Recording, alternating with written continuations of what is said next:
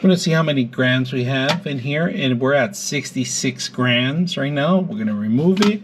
Then we're going to place this one in here, and look, 130.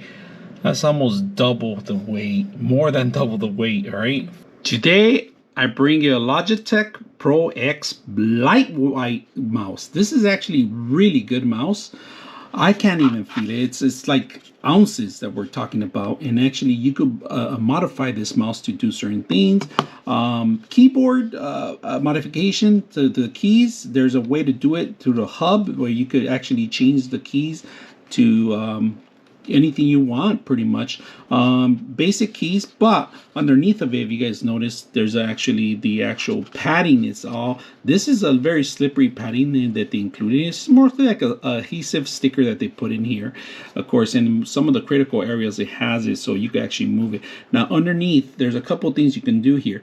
If it's too light for you, you can always add weight, and this is a magnet right here. We're gonna open it up here. Let me see if I can open it. All right, so here we opened it up. You could actually add a weight in here, or there's another option you can do. This actually could charge through the actual Logitech mat that they have, mouse pad that they have, that it could charge your actual game pad at the same time play with it. So that's a plus in case you're gonna connect the whole system together. This is a must. A lot of people don't know about that little feature that has it built in that you can actually add, and we're gonna see if we can do that too. Charging the mouse is to the front, but if you have that charging area, we can do it through the back. Of course, there's these little little metal pieces where they actually get connected. Of course, if you have a power play mat, this is a plus to it. So like I said, the power play mat has the actual charging area, and you could have this with it. You could buy it, and here's the actual battery.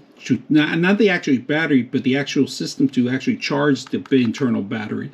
Now, in order to set this up, you got to make sure you follow the instructions, and of course there's a little snip here, and it's like a puzzle piece. It's magnetic. Now, if you guys notice right now, there's no light right now because it's not charging, but as soon as I put it in there and start moving around, you'll see that it's charging right there. That's indication that it's charging the actual system itself through the power play mat. So the mat itself is charging the actual device. So I just want you guys to see that what you can do besides having a mouse pad at the same time. You don't have to worry about ever plugging it in and charging it. That's a plus with the Logitech devices you have in here. There's a lot of great features you can do, especially on this mouse. This is a gaming mouse that's really light.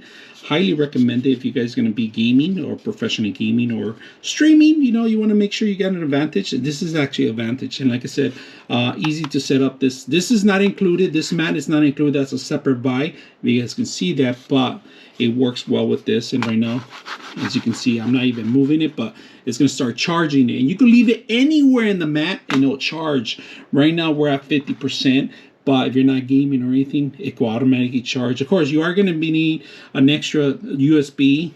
It's very simple. You come into the actual Logitech Pro X hub, and basically it tells you how much battery we currently have. We are charging right now. Not that much you can do. You can change the speed of the actual mouse from here. And there's no RGB lighting or anything. The clicking, you could change per second, you know, the report rate per second in here. A couple modifications you can do. If you're going to be gaming, you're going to have to come in here and test certain things. There are a couple games that you can test these actual mouse settings in there.